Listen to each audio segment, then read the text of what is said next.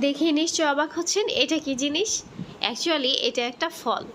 আমি এই ফলটা খুব মজার সাথে খাচ্ছিলাম। এটা একটা ফলের শ্বাস। গ্রীষ্মকালে আমাদের দেশে প্রচুর পরিমাণে এই ফলটা পাওয়া যায়, মানুষ অনেক পছন্দ করে। এটা আসলে ফলের শ্বাস। দেখে পকেটের মতো মনে হচ্ছে, ভিতরে কিছুটা পানি ছিল, ডাবের পানির মতো।